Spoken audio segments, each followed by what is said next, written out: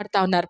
But అందరిలో తెలియకుండానే ఒక తెలియని న్యూనెస్, ఏదో 2025 కొత్త వచ్చింది జాన్వరి ఫస్ట్ వీక్, దేవుణ్ణి స్తుతించాలి, ఆరాధించాలి అని ఒక ఆశతో దేవుని సన్నిధిలోకి వచ్చాం. దేవుడు కొన్ని కమిట్మెంట్స్ తీసుకొని వచ్చాం, ఊరికినే రాలేదు. ఊరికినే వచ్చారండి.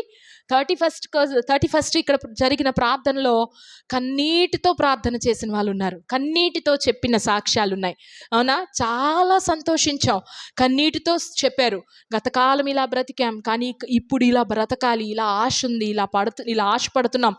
ఇవ్వలేమని ఏడ్చిన వాళ్ళు ఉన్నారు. ఇక్కడికి వచ్చి సాక్ష్యం చెప్తూ ఇవ్వలేమని ఏడ్చాము కానీ ప్రభు నాకు ఇచ్చారు, నేను తిరిగి మందిరాని కోసం ఇవ్వగలిగాను అని చెప్పడం, ఆ సాక్ష్యాలను బట్టి ప్రభుకి మహిమ చెల్లిస్తా ఉన్నాను. నిజంగా అలాంటి ఆశతో ఉన్నప్పుడు, సంఘమంతా ఏకమనస్తో ఉన్నప్పుడు మందిరం నిర్మింపబడ్డమే కాదు, దేవుని రాజ్యమే ఇక్కడికి దిగి వస్తుంది. ప్రభు నామానికి మహిమ కలుగును గాక.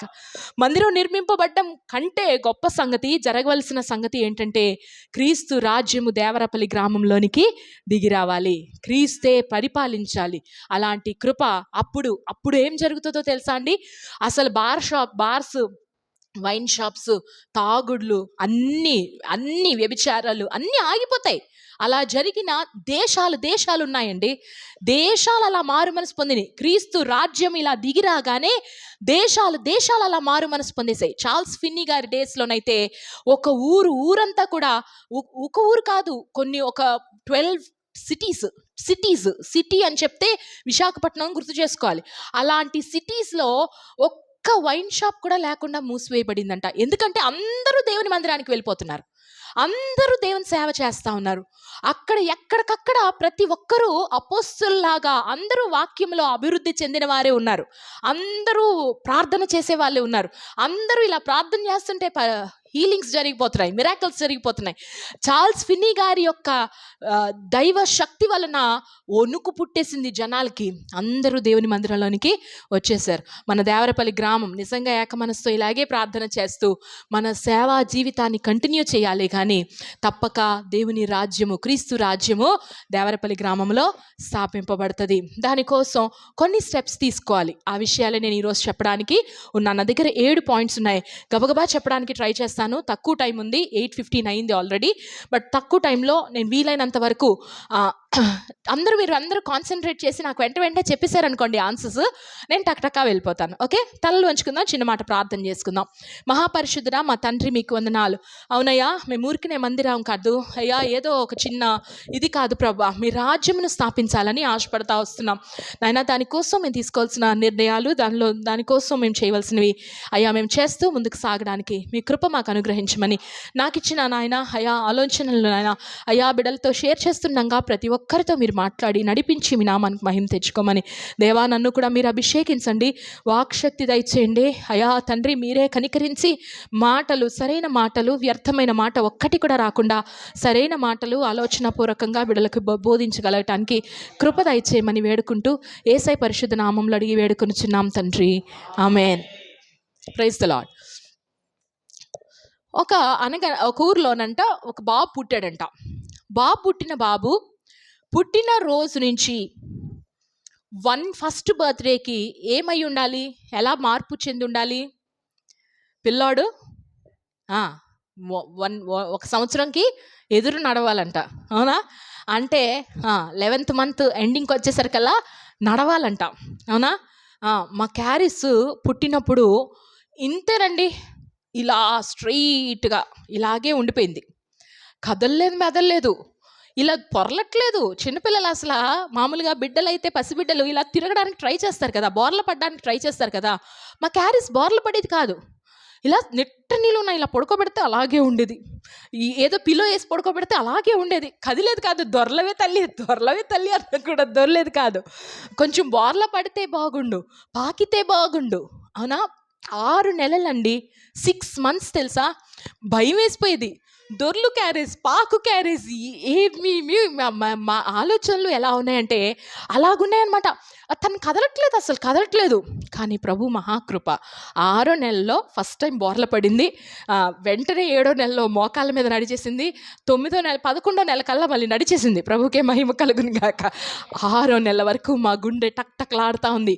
నరాల బలహీనత ఏమైనా వచ్చిందా, బ్రెయిన్ ఏమైనా పాడయిందా, ఏమైంది చేయవలసినవి చేయకుండా గబగబా చేయాలి కదా, అలా చేయకుండా వెళ్ళిపోతుంది ఏంటి అని ఒక భయము వచ్చేసింది. పరలోకమందున తండ్రికి కూడా ఈరోజు మన సంఘాన్ని చూసినప్పుడు దేవుడు ఇలాగే ఇవాల్యుయేట్ చేస్తున్నారేమో. ఇన్ని సంవత్సరాలైంది, ఇన్ని నెలలైంది, ఇన్ని వారాలైంది, 2024 అయిపోయింది, 2025లోకి వచ్చారు, ఇన్నిసార్లు దేవుని మందిరానికి వచ్చి వెళ్తున్నారు, ఇన్ని నెలల నుంచి దేవుని వాక్యం వింటున్నారు, దేవుని సన్నిధిలో ప్రార్థన చేసుకుంటూ ఉన్నారు, ఇన్ని రోజులు గడుస్తూ ఉన్నాయి, కానీ ఆత్మీయంగా ఎదగట్లేదేంటి అన్నా కదండి? ఆత్మీయంగా ఎదగట్లేదేంటి? చేయవలసిన వాటన్నిటినీ మనం చేసుకుంటూ ఆత్మీయంగా ఎదగాలంట. కొంతమంది సాక్ష్యం చెప్తూ క్రీస్తులో ఆత్మీయంగా ఎదగాలని నా ఎదుగుదల కోసం ప్రార్థన చేయండి అని సాక్ష్యం చెప్పారు. అవునా? ఆత్మీయ ఎదుగుదల కోసం ప్రార్థన చేయాలంట. అసలు ఆత్మీయ ఎదుగుదల అంటే ఏంటి అన్న సంగతి మనం చూసుకుందాం. ఆత్మీయ ఎదుగుదల అంటే ఏంటి? ఆత్మీయంగా ఎదగడం అంటే ఏంటి? క్రీస్తులో పెరగడం అంటే ఏంటి? ఎప్పుడు ఎంతసేపు దేవుని వాక్యం వింటూ వింటూ అంత మాత్రమేనా, ఇంకేమైనా ఉందా? ఆత్మీయంగా ఎదగడం అంటే ఏంటి? వస్తున్నాం, దేవుని సన్నిధిలో కూర్చుంటున్నాం, టక్మని వెళ్ళిపోతున్నాం, అయిపోయింది, కానుకలు ఇచ్చేస్తున్నాం, ఆఖరి ప్రేయర్లో చక్కగా ఆశీర్వాదం తీసుకుంటున్నాం, దేవుడు ఆశీర్వదిస్తున్నారు, తిరిగి వెళ్ళిపోతున్నాం, అంతేనా? ఆత్మీయ ఎదుగుదల అంటే ఏంటి? ఏమైనా ఐడియాస్ చెప్తారా? ఆత్మీయ ఎదుగుదల అంటే ఏంటో? వాక్యానుసారంగా నడుచుకోవడం. Very good. ఇంకా ప్రార్థనలో, సహవాసంలో ఎదగటం, ఇంకా వ్యక్తిగత ప్రార్థన, కుటుంబ ప్రార్థన, సంఘ ప్రార్థన చేసుకోవటం. Very good. ఇంకా ఇంకేమైనా ఐడియాస్? దేవునికి దగ్గరగా మూవ్ అవుతూ ఉండడం అంటే, నేను ఎప్పుడు చెప్తుంటాను, ఎప్పుడైనా ఒక మనిషికి దగ్గరికి వెళ్తున్నప్పుడు మనిషి యొక్క హార్ట్ బంపింగ్ వినపడుతుంది. అవునా? అంత క్లోజ్గా ప్రభు దగ్గరికి వెళ్ళాలంట. అప్పుడు మనకు అర్థమవుతుంది ఆయన హృదయంలో ఏం బాధ ఉందో, ఏ భారం ఉందో, రేపు పొద్దున ఏం చేయాలనుకుంటున్నారో, 2026 కోసం దేవుడు ఏ ప్రణాళిక రచించి ఉంచారో, 2025 జనవరిలో ఉన్న తర్వాత ఏం చేయాలో ప్రతి ఒక్కటి మనకు అర్థమవుతుంది. దేవునికి దగ్గరగా మూవ్ అవటం, ఆత్మీయంగా ఎదగటం. ప్రభునామానికి మహిమ కలుగును గాక. నంబర్ 1 ఏంటండి? దేవునికి దగ్గరగా మూవ్ అవ్వాలి. ప్రతిరోజు ఎదుగుతూ ఉండాలి, ఆత్మీయంగా ఎదుగుతూ ఉండాలి. ఒక అడుగన్నా ముందుకు వేయాలి, ఒక్క స్లోగానైనా, అవునా కాదండి? స్లోగానైనా ప్రభుకి దగ్గరికి వెళ్తూ ఉండాలి. తర్వాత ఇంకా ఆత్మీయ ఎదుగుదల అంటే ఇంకోటి ఏంటి? స్నేహితునిలా ఉండాలి. ఓకే, దగ్గరికి మూవ్ అయినప్పుడు తప్పక దేవుడు మనతో కూడా స్నేహం చేస్తారు, మనతో కూడా షేర్ చేసుకుంటారు. ఇంకా మీకు అందరికీ తెలుసు, గుర్తు రావట్లేదంటే ఇలా అడిగినప్పుడు గుర్తురాదు. That's all. ఏంటంటే క్రీస్తు వలె ఉండడానికి మారుతూ ఉండాలి. మన రూపం ఎలా మారాలంటే, మన ఆలోచనలు ఎలా మారాలంటే, మన మాటలు ఎలా మారాలంటే యేసుక్రీస్తు ప్రభువారి మాటల్లాగా మారుతూ ఉండాలి. యేసుక్రీస్తు ప్రభువారిలాగా మనం మారుతూ ఉండాలి. అప్పుడు మనం ఆత్మీయంగా ఎదుగుతూ ఉన్నట్టు. క్రీస్తు వలె మారకపోతే, క్రీస్తు వలె ఎదగకపోతే, క్రీస్తు లాంటి స్వభావం మనలో రాకపోతే మనం ఇంకా ఆత్మీయంగా ఎదిగినట్టు కానే కాదు. ఏ విషయాల్లో ఎదగాలో నేను కొన్ని విషయాలు చెప్తాను, జాగ్రత్తగా వినండి. నంబర్ 1, రక్షణ విషయంలో ఎదగాలి. దేని విషయంలో ఎదగాలండి? రక్షణ విషయంలో ఎదగాలి. ఒకసారి చూద్దామండి. 1 పేతురు రాసిన మొదటి పత్రిక 2వ అధ్యాయము 1, 2, 3 వచనాలు కలిపి ఉన్నాయి, చదువుకుందాం. పేతురు రాసిన మొదటి పత్రిక 2వ అధ్యాయము 1, 2, 3. ప్రభు దయాళుడని మీరు రుచి చూచి ఉన్న ఎడల సమస్తమైన దుష్టత్వమును, సమస్తమైన కపటమును, వేషధారణను, అసూయను, సమస్త దూషణ మాటలను మాని క్రొత్తగా జన్మించిన శిశువులను పోలిన వారై నిర్మలమైన వాక్యమును పాల వలన రక్షణ విషయములో ఎదుగు నిమిత్తము ఆ పాలను అపేక్షించుడి. రక్షణ విషయంలో ఎదగాలి అంటే ఏం చేయాలో ఉంది. రక్షణ విషయంలో ఎదగాలంటే ఏం చేయాలంట? విడిచిపెట్టాల్సిన విడిచిపెట్టి ఆశపడవలసిన వాటి కోసం ఆశపడాలంట. అవునా? అపేక్షించాలి, కొన్ని విడిచిపెట్టాలి. ఏమేమి విడిచిపెట్టాలంట? అక్కడ పెద్ద లిస్టే ఉంది. ఏంటంట? సమస్తమైన దుష్టత్వము, సమస్తమైన కపటము, వేషధారణ, అసూయ, దూషణ మాటలు, అంతే, అన్ని మానాలి. ఏంటంటండి? దుష్టత్వం మానాలి, కపటం మానాలి. కపటం అండి మనదే ఒకటి, బయటికి ఒకలాగా లోపల ఒకలాగా. ప్రభు ఎప్పుడు అలా లేరు. అవునా? కపటము మానాలంట, అసూయ, వేషధారణ, దూషణ మాటలు 5 మానేయాలంట. మానేసి దేనికోసం అపేక్షించాలంట? పాల కోసం అపేక్షించాలంట. చిన్న పిల్లవాడు పుట్టిన వెంటనే ఏడవకపోతే ఏం చేస్తారు? పిర్ర మీద 2 కొడతారు. ఎందుకు? ఏడవాలి అంతే. అవునా? పిల్లోడు ఎందుకు లేస్తాడు? ఎందుకు ఏడుస్తాడు? పాల కోసమే. ఫస్ట్ ఏడ్చేదంతా పాల కోసమే. పాలు పెడితే మళ్ళీ కామ్గా నిద్రపోతాడు. అవునా? అలాగా పాల కోసం అపేక్ష ఉండాలి. ఇంకా వాక్యం వినాలి, ఇంకొంచెం వాక్యం చదవాలి, ఇంకొంచెం ప్రార్థన చేసుకోవాలి, ఇంకా వాక్యం వినాలి అన్న ఆశ మన హృదయంలో, ఆ ఆశ రేగాలి. అప్పుడు మనము రక్షణ విషయంలో ఎదుగుతున్నట్లు. ఎప్పుడైతే ఈ వాక్యమను పాలు మన హృదయంలోనికి వెళ్ళిపోతాయో అప్పుడు సమస్తమైన దుష్టత్వము, సమస్తమైన కపటము, దూషణ మాటలు అన్నీ మన లోపల నుంచి బయటికి పోతాయి అంతే. అవి పోతాయి. ఇవి మానాలి. వాక్యం అనే పాల కోసము అపేక్షించాలి, ఆశపడాలండి. నిజంగా ఆశపడాలి. అలా ఆత్మీయంగా రక్షణ విషయంలో ఎదగాలి. ఇంకొక రిఫరెన్స్ ఉంది, దానిలోకి వెళ్ళొద్దు. ఇంతవరకు మనకు అర్థమైపోద్ది. రక్షణ విషయంలో ఎదగడం అంటే యేసుక్రీస్తు ప్రభువారే రక్షకుడని మనము నమ్ముకున్నప్పుడు, అంటే యేసయ్య మరణించారు, సమాధి చేయబడ్డారు, 3వ రోజు యేసయ్య తిరిగి లేచారు అని హృదయంలో విశ్వాసం ఉంచి యేసే దేవుడని నోటితో ఒప్పుకున్నప్పుడు మనము రక్షణ పొందుకున్నాం. అలా చెప్పిన వాళ్ళు ఇక్కడ ఉన్నారు. అవునా కదా అండి? ఏంటంట? హృదయంలో ఏమని విశ్వసించాం? యేసుక్రీస్తు ప్రభువారు నా కోసం సిలువలో రక్తం కార్చి, ప్రాణం పెట్టి, మరణించి, సమాధి చేయబడి 3వ రోజు తిరిగి లేచారు అని హృదయంలో విశ్వాసం ఉంచి నోటితో యేసే ప్రభు అని ఒప్పుకుంటే మనం రక్షణ పొందినట్లే. కానీ రక్షణ విషయంలో ఎదగాలి అంటే మనము విడిచిపెట్టవలసిన వాటిని విడిచిపెట్టి వాక్యం అనే పాలను అపేక్షించాలి. వాక్యం అనే పాల మీద ఆశపడాలి. I'm thirsty for the word. నిజంగా వాక్యం కోసం ఎంత ఆశపడే వాళ్ళం అంటే, ఇప్పుడు 20 మినిట్స్ 40 మినిట్సే మా పాస్టర్ గారు మైక్ పట్టుకున్నారంటే 1 hour 1.5 hour వదిలిపెట్టేవాళ్ళు కాదు. తెలుసా? మా పాస్టర్ గారిని ఎప్పుడన్నా పిలుద్దాం ఇక్కడికి, అస్సలు వదిలిపెట్టరు. హల్లెలూయా హల్లెలూయా అంటారు, మళ్ళీ ఒక పాట పాడతారు, మళ్ళీ వాక్యం స్టార్ట్ చేస్తారు. అలాగా ఇంచుమించుగా 1 hour 1.5 hour వాక్యం చెప్తే అలాగే కూర్చునే వాళ్ళం. కాలు తిమ్మిరి పట్టినా, ఏమైపోయినా అసలు మైండ్ దాని మీద ఉండేది కాదు. ఇంకా ఏం విషయాలు తెలుసుకోవాలి, ఇంకా ఏం, అది పాల వలన అపేక్ష, పాల కోసమైనా అపేక్ష, ఆశ. డబ్బులు లేవండి, వాక్యం వినడానికి వెళ్ళాలి, మెసేజ్కి వెళ్ళాలి, 2 కిలోమీటర్లు 2.5 కిలోమీటర్లు నడుచుకొని వెళ్ళిపోయేవాళ్ళం.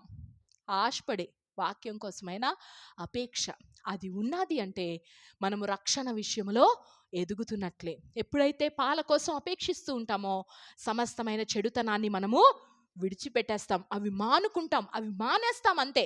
వాక్యం మన హృదయంలోనికి వెళ్ళిపోతూ ఉంటే తప్పకుండా అందులో వెళ్ళిపోతూ ఉంటుంది. తర్వాత ఇంకొకటి చూద్దాం, చూడండి.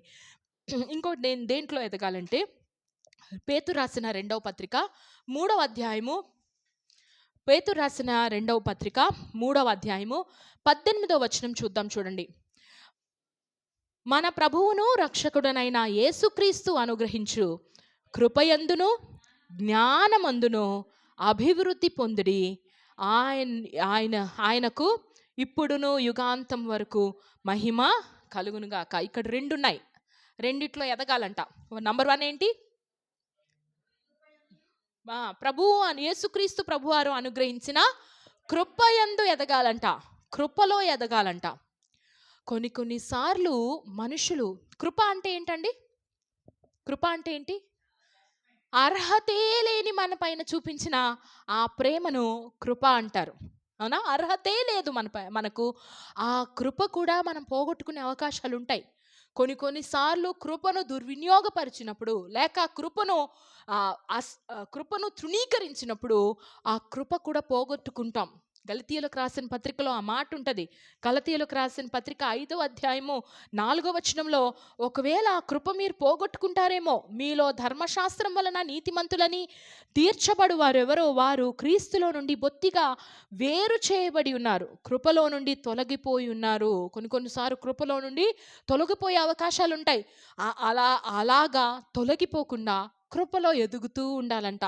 కృప నుండి అధికమైన కృపను మనము పొందుకుంటూ ఉండాలంట. కృపలో మనము ఎదుగుతూ ఉండాలి. కృపలో చాలా రకాలు ఉన్నాయి. నేను డీటెయిల్స్లోకి వెళ్ళడానికి కొంచెం భయం వేస్తూ ఉంది, కానీ చెప్పేస్తాను. ఒకటి రక్షించిన కృప, రెండోది బలపరిచే కృప. ఏంటండి? మనము బలపరిచే కృపలోనికి ఎదగాలి. అంటే ఎప్పుడూ బలహీనలమే అయిపోకూడదు. ఎప్పుడూ పాపం చేయడానికే, శోధనలో పడిపోతూ లేస్తూ ఇంకా చాలా ఉంది. కృప గురించి 5 ఉన్నాయి. నేను ఇప్పుడు దాని లోతుల్లోకి వెళ్ళదలుచుకోలేదు. జస్ట్ అలా టచ్ చేసి వెళ్ళిపోతాను. జస్ట్ చూడండి, కృపలో ఎలాంటి ఎన్నో రకాలు ఉన్నాయి. బలపరిచే కృప ఏంటండి? మనల్ని బలపరిచే కృప, స్ట్రెంథనింగ్ గ్రేస్. కృప ఓన్లీ పాపములను క్షమించడానికే కాదు, ఆ కృప మనల్ని బలపరుస్తుంది శోధనని జయించడానికి. విశ్వాసులైన మనకి, రక్షణ లేని వారికేమో రక్షించే కృప అవసరం, లోపలికి రావడానికి కృప అవసరం. వాళ్ళు రక్షించే కృపలోనికి వస్తూ ఉన్నారు. కానీ ఇక్కడికి వచ్చిన మనకి బలపరిచే కృప మనకి కావాలి, స్ట్రెంథనింగ్ గ్రేస్ కావాలి. కృప పాపం చేయకుండా ఆపగలదు. ఆ పాపం చేయకుండా ఆపగల బలము ఆ కృపలో ఉందన్నమాట. ఆ కృపలో మనము ఎదుగుతూ ఉండాలి. నంబర్ 2. నంబర్ 3లోనికి వెళ్ళిపోదాం ఫాస్ట్గా. 7 ఉన్నాయి నేను చెప్పాలనుకున్నవి. ఇంకోటి ఏంటంటే అక్కడే ఉంది, జ్ఞానమందును అభివృద్ధి పొందుడి. లోకరీతి జ్ఞానం అంట మనల్ని ఉప్పొంగ చేస్తుందంట. నాకు ఇంత తెలుసు అనిపిస్తుంది. కొన్నిసార్లు బైబిల్ బాగా తెలిసిన వాళ్ళకు కూడా ఇది ఉంటుంది. ఏంటంట? ఉప్పొంగే జ్ఞానం. ఏంటి? మాకు బైబిల్ అంతా తెలుసా అండి? నిజంగా నేను కొంతమందిని చూస్తాను. కొన్ని చర్చెస్లో పెద్ద ఆంటీలు మీట్ అవుతూ ఉంటాం. వాళ్ళకి ఎంత వాక్యం తెలుసండి? 119 సామంతా అప్పచెప్పేస్తారు తెలుసా? కీర్తన 119 ఎంత ఎక్కువ, ఎన్ని వచనాలు? 178, 76 వచనాలు ఉంటాయి. అన్ని వచనాలు అప్పచెప్పేస్తారు తెలుసా? కీర్తనలు రకరకాల కీర్తనలు, అన్ని కీర్తనలు టక అప్పచెప్పేస్తారు. కానీ అంటే ఎప్పుడైనా మీరు చూసారా, తలకాయ ఇంత పెరిగినోళ్ళు, ఇంత తలకాయ ఉంది కానీ మనసు మాత్రం, హార్ట్ మాత్రం ఇంతే. ఎందుకో తెలుసా? జ్ఞానం అంటే వాక్యము జ్ఞానం కాదు, క్రీస్తుని గురించిన జ్ఞానములో మనము ఎదగాలి. ఎందులో ఎదగాలండి? క్రీస్తుని గురించిన జ్ఞానంలో ఎదగాలి. యేసయ్య మనకు అర్థమైపోవాలి, యేసయ్య హృదయం మనకు అర్థమైపోవాలి. ఈ వాక్యము మధ్య లోపల, ఈ ఒక వాక్యానికి మధ్యలో ఉంటుందా? ఆ మధ్యలో ప్రభు మనస్సు అర్థమవుతుంది అనమాట. అందుకనే వాక్యం చదువుతున్నప్పుడు దేవుని స్వభావం ఏంటి, దేవుని మనస్సు ఏంటి, దేవుని చిత్తం ఏంటి, దేవుని గురించి తెలుసుకోవడంలో మనము ఎదగాలంట. ఊరికినే పైన వాక్యములో ఎదగడం కాదు, బ్రెయిన్ పెంచుకోవడం కాదు, హార్ట్ పెంచుకోవాలి. ఏంటండి? బ్రెయిన్ పెంచుకోవడం కాదు, హార్ట్ పెంచుకోవాలి. దేవుని గురించి, క్రీస్తు గురించి తెలుస్తున్న కొద్దీ క్రీస్తులో ఉన్న స్వభావాలన్నీ మనకు వచ్చేస్తూ ఉంటాయి. ఏవైతే మనము వాక్యంలో చూస్తామో, అబ్బా దేవుడికి ఈ స్వభావం ఉందా, ఆ స్వభావం నాలో కూడా రావాలి అన్న ఆశ ఎప్పుడైతే పుడుతుందో, అలాంటి నాలెడ్జ్లోనికి మనము ఎదగాలి. అదే నిత్య జీవం అంట. యోహాను సువార్తలో ఆ మాట ఉంటుంది. యోహాను సువార్త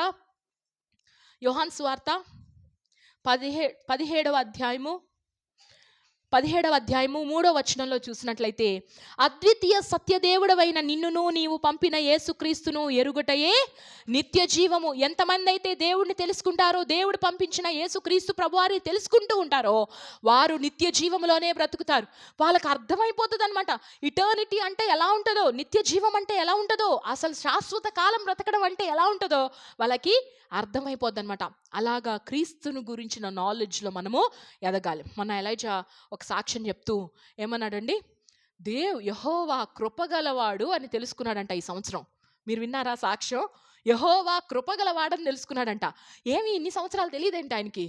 కృప గురించి చిన్నప్పటి నుంచి వింటున్నాడు, నా ఒళ్ళో పడుకున్నప్పటి నుంచి వింటున్నాడు కృప గురించి. మరి ఇప్పుడు కొత్తగా కృపగలవాడని తెలియడం ఏంటి? దేవునిలో ఒక్కొక్క కోణము ఎలా అర్థమవుతుందో తెలుసా? ఇప్పుడు దేవుడు చాలా కోపిస్తురా అని ఎవరన్నా వచ్చి ఫ్రెండ్స్ అడిగినా, లేదురా, దేవుడు చాలా కృపగల వాడరా అని ఖచ్చితంగా చెప్పగలడు. అలా తెలుసుకోవాలన్నమాట దేవుడిని. అర్థమైందండి? రేపొద్దున యేసే నిజమైన దేవుడు కాదు, యేసుక్రీస్తు ప్రభువారిలో ఇన్ని ఫ్లాస్ ఉన్నాయి, ఇన్ని ఫాల్ట్స్ ఉన్నాయి ఎవరైనా చెప్పారనుకోండి, క్రీస్తుని గురించి తెలుసుంటే, వాక్యం తెలుసుంటే కాదు, క్రీస్తుని గురించి తెలుసుంటే ఖచ్చితంగా నిలబడతామండి. అలాగే నిలబడిన వాళ్ళే భక్తులందరూ. ప్రాణం పోయినా పర్వాలేదండి, మేం మాత్రం ప్రభువుని నమ్ముకోకుండా ఉండలేం అన్న అంత తెగింపు కలిగిన విశ్వాసం ఎందుకు వచ్చిందో తెలుసా? వాళ్ళకి దేవుని గురించి అర్థమైంది. ఎవరు అడ్డు పుల్లలు వేసినా, ఎవరు ఏమన్నా అక్కడ మా ప్రభు కృపగలవాడు, మా ప్రభు మంచివాడు, మా ప్రభు పరిశుద్ధుడు అని మనం ఖచ్చితంగా మనము చెప్పగలం అనమాట. అందుకనే జ్ఞానం విషయంలో జ్ఞానమందు ఎదగాలి. ఓకే, ఇంకా లోతులకు వెళ్ళొద్దు. తర్వాత చూద్దాం, చూడండి నాలుగోది క్రీస్తు ప్రేమలో ఎదగాలి. ఏంటండి? క్రీస్తు ప్రేమలో ఎదగాలి. తెస్సలోనియలకు రాసిన మొదటి పత్రిక 3వ అధ్యాయము 12వ వచనం. మరియు మన ప్రభు అయిన యేసు తన పరిశుద్ధులందరితో వచ్చినప్పుడు, మన తండ్రి అయిన దేవుని ఎదుట మీ హృదయంలో పరిశుద్ధత విషయమై అనింద్యముగాను ఆయన ప్రేమ మేము మీ ఎడల ఎలాగూ ప్రేమలో అభివృద్ధి పొంది వర్ధిల్లుచున్నామో, అలాగే మీరును ఒకని ఎడల ఒకడును మనుషులందరి ఎడలను ప్రేమలో అభివృద్ధి పొంది వర్ధిల్లునట్టు ప్రభు దయచేయునుగాక. ఏంటంటండి? ప్రేమలో అభివృద్ధి పొంది వర్ధిల్లాలి. లవ్లో, ప్రేమలో ఎదగాలంట. యేసుక్రీస్తు ప్రభువాన్ని ముందు ప్రేమించినంత కాదు, ఇంకా ఎక్కువ ప్రేమించాలంట.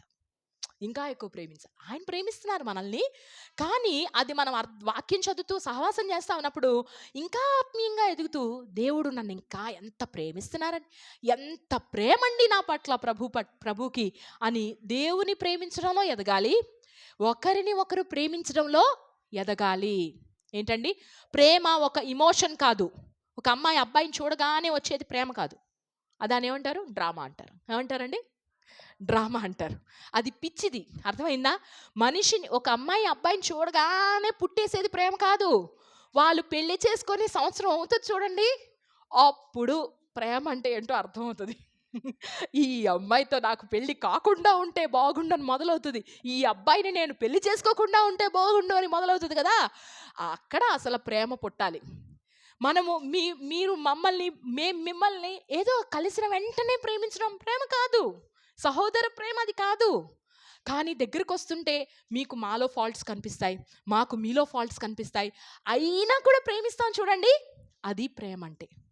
యేసుక్రీస్తు ప్రభువారు మన వలన ఆయనకు వచ్చే కష్టాలన్నీ తెలిసి కూడా మనల్ని ప్రేమించారండి.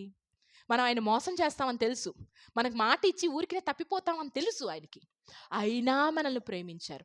అందుకనే ప్రేమ ఇమోషన్ కాదు. Emotional love is a big drama. Emotional love is a big drama. అది కంప్లీట్గా వదిలేస్తుంది మనల్ని. కానీ ప్రేమ డెసిషన్ లవ్. ఏంటండి?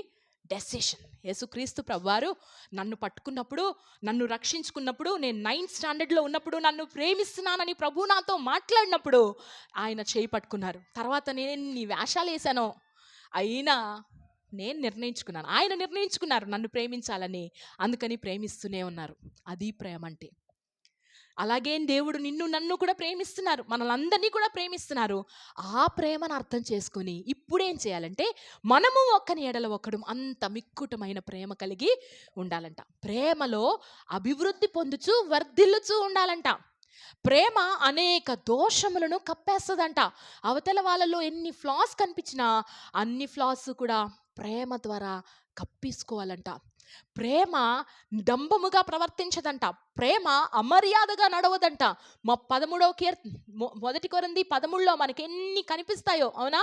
ప్రేమ క్షమిస్తుందంట. ఎన్నిసార్లు క్షమిస్తుందంటే ఎన్నిసార్లైనా క్షమిస్తుందంట, అవునా కాదండి? అలాంటి ప్రేమ మనుషుల వలన సాధ్యమో కాదు. మనంతా లిమిటెడ్ సోర్స్. ఎలాంటిదంటే బిందెడు నీళ్ళే. మన లోపల ఉన్న ప్రేమ ఎంత? బిందెడు నీళ్ళే. ఇంటి వాళ్ళకు మాత్రమే సరిపోతుంది ఆ ప్రేమ. కానీ ప్రభువు మన హృదయంలో పెట్టిన ప్రేమ అయితే, పరిశుద్ధాత్మ ద్వారా దేవుడు మన హృదయాలలో కుమ్మరించే ప్రేమ అయితే ఎన్ని కుటుంబాలకైనా పంచగలం, ఇంకా వస్తే ఎన్ని కుటుంబాలకైనా పంచగలం. అది క్రీస్తు యొక్క ప్రేమ. అందుకనే ప్రేమలో అభివృద్ధి పొందుచు వర్ధిల్లాలి. ప్రేమ గురించి ఇంకొక మాట చెప్పాలి. ప్రేమిస్తున్నప్పుడు సాక్రిఫైస్ అవసరం. ప్రేమిస్తున్నప్పుడు త్యాగం అవసరం.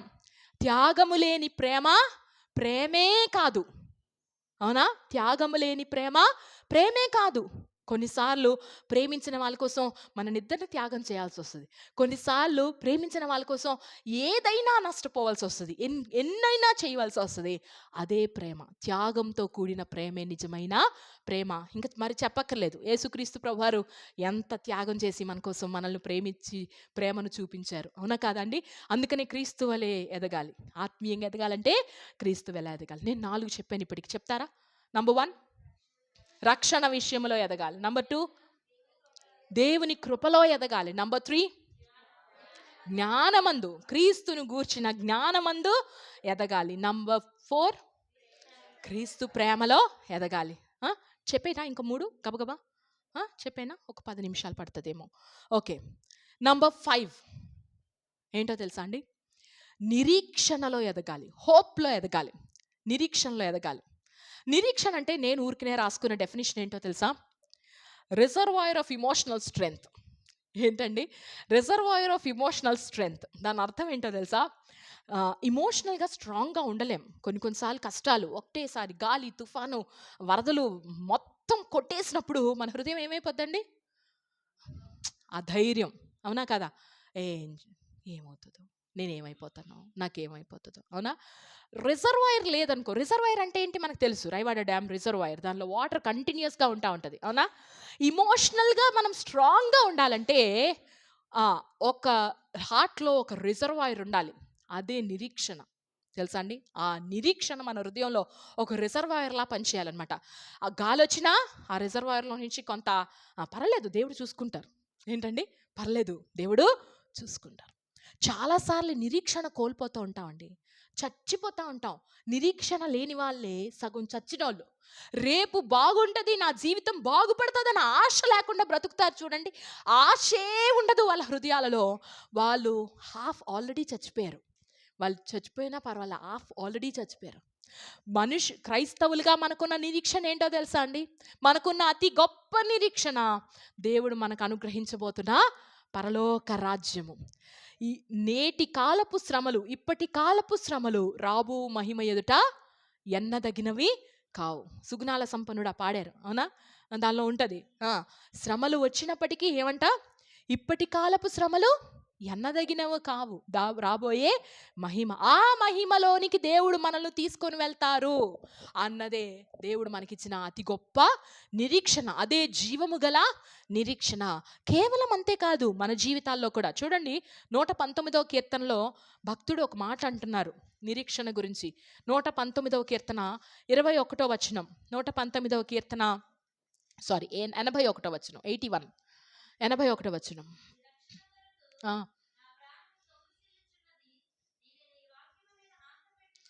చాలండి. ఏంటంటండి?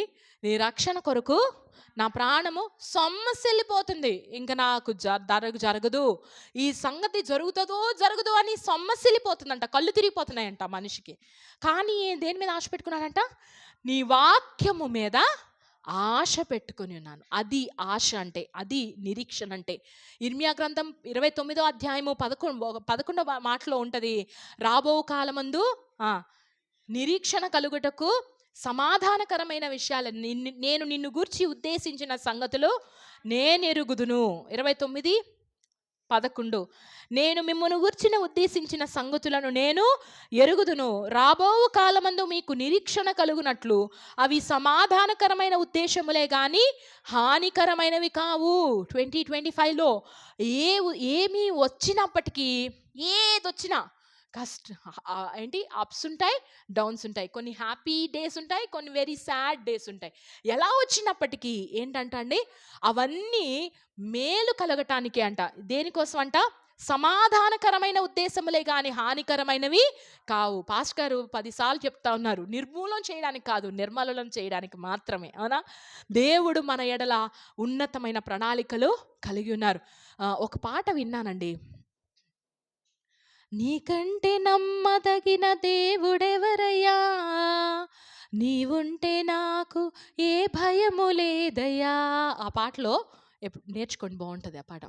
కొట్టబడిన వేళ నా గాయం కట్టినావే అని చెప్పి, కొట్టినా మమ్మల్ని బాధించినా మళ్ళీ సంతోషపరిచేది నువ్వే అయ్యా. ఆ పాట ఎంత సంతోషం కదండి. కొట్టినా బాధించినా మళ్ళీ మమ్మల్ని తృప్తిపరిచేది నువ్వే అయ్యా అని చక్కటి పాట, బాగుంటుంది. నిజంగా ఆయన నమ్మదగినవాడు. అందుకనే మనము నిరీక్షణ కలిగి ఉండొచ్చు. We can keep our hope on Jesus Christ. రేపొద్దున్న మనకి బాగుంటుందని మనం నిరీక్షణ కలిగి ఉండొచ్చు. నెంబర్ 1 ఏంటండి? రక్షణ విషయంలో ఎదగాలి, కృపలో ఎదగాలి, జ్ఞానంలో ఎదగాలి, క్రీస్తు ప్రేమలో ఎదగాలి, నిరీక్షణలో ఎదగాలి. ఇవన్నీ పెట్టుకొని మనం ఎదుగుదాం. ఓకే. తర్వాత నంబర్ 6, విశ్వాసములో ఎదగాలి. ఏంటండి? విశ్వాసములో ఎదగాలి. మనుష్య కుమారుడు భూమి మీదకి దిగి వచ్చినప్పుడు విశ్వాసమును కనుగొందునా అని అంటారంట, అని అంటున్నారు. వాక్యం చెప్తుంది లూకాసు వార్త 18:8 ఏమంట? మనుష్య కుమారుడు ఆయన వచ్చినప్పుడు అంట, ఎవరిలో హృదయంలోనన్నా విశ్వాసం ఉందని భూతద్దం పెట్టి చూసినా కనిపించదంట. విశ్వాసమే ఉండదంట. దేవుని మీద నమ్మకమే ఉండదంట. మనుషులందరికీ దేవుని మీద నమ్మకం ఉండదంట. యాక్చువల్లీ విశ్వాసం అన్నది చాలా ఇంపార్టెంట్ సబ్జెక్ట్. మీకు ఇప్పుడు తెలుసా అండి, యవనస్తుల్ని ప్రభువులోకి నడిపించడం చాలా కష్టమైపోతుంది. వాళ్ళకి అన్ని రూల్స్ కావాలి, లాస్ కావాలి, అన్నీ ప్రూవ్ చేయబడాలి. ఎలా నమ్ముతాం దేవుడిని చూపించకపోతే అని అంటున్నారు. దేవుడు ఉన్నారో లేదో చూపించండి అప్పుడు నమ్ముకుంటాం అంటున్నారు. మీరు ఎప్పుడైనా విన్నారా? దిడ్డంగా వాదిస్తారు. దేవుణ్ణి చూపించండి మేము నమ్ముకుంటాం. ఒక భక్తుడు అన్నారు, ఒక పాస్టర్ గారు అన్నారు, చక్కటి మాట చెప్పారు. నీకు బుర్ర ఉందా? నీకు బ్రెయిన్ ఉందా? ఏదో ఒకసారి చూపించు. బ్రెయిన్ ఉంటే నువ్వు చూపిస్తేనే నేను నమ్ముతాను నీ బ్రెయిన్ ఉందని అని అన్నారు. అవునా కదండి? కొన్ని చూడలేం, కొన్ని తాకలేం, కానీ కొన్ని వాటి సన్నిధిని బట్టి, ఆయన సన్నిధిని బట్టి మనము అనుభవించగలం. దానికి ఏం కావాలి? విశ్వాసం కావాలి. అది అదృశ్యమైనవి ఉన్నవనుటకు రుజువైనది. అదృశ్యంగా ఉంది, కనిపించట్లేదు, కానీ ఉన్నది అనడానికి రుజువు ఏంటంటే మనకున్న విశ్వాసమే. అలాంటి విశ్వాసము లేకుండా దేవునికి ఇష్టడై ఉండుట అసాధ్యము. దేవుడు మన లోపల చూసేది విశ్వాసాన్నే. నీకెంత విశ్వాసం ఉంది, ఎంత పరిమాణంలో విశ్వాసం ఉంది అని దేవుడు చూస్తారు. కొన్నిసార్లు మన సిచ్యువేషన్స్ చాలా బ్యాడ్గా వస్తాయి. మనం ఆశపడింది ఒకటి, మనకు వచ్చింది ఒకటి. అప్పుడు మనం ఏమనుకోవాలి? విశ్వాసం ఉన్నోళ్ళు ఏమంటారు? దేవుడికి మేలైంది తెలిసి దేవుడు ఇచ్చారండి అని అంటారు. అవునా? ఎప్పుడైనా ఇద్దరు అక్క చెల్లెలు కానీ, ఇద్దరు అన్నదమ్ములు కానీ ఉన్నారనుకోండి, పక్కన వాళ్ళదే నచ్చుతుంది తెలుసా? మా క్యారీస్కి ఎప్పుడు క్యాస్పర్దే నచ్చుతుంది. చిన్నప్పుడు ఎప్పుడు క్యాస్పర్కి ఇచ్చిన పోర్షనే, ఆ క్యాస్పర్కి ఇచ్చిన కలరే. ఆ బాయ్ కాబట్టి ఆయనకి ఏ రెడ్డో ఏదో ఇస్తాను, గర్ల్ కాబట్టి ఆమెకి పింక్ ఇస్తాను. కాదంట, ఆ రెడ్డే బాగుంది. ఎందుకు? హృదయంలో ఏముంటుంది? మా అమ్మ నన్ను ఏమన్నా తక్కువ చేస్తుందేమో, అక్క కంటే, అన్న కంటే, తమ్ముడి కంటే, చెల్లి కంటే నాకేమన్నా తక్కువ చేస్తుందేమో.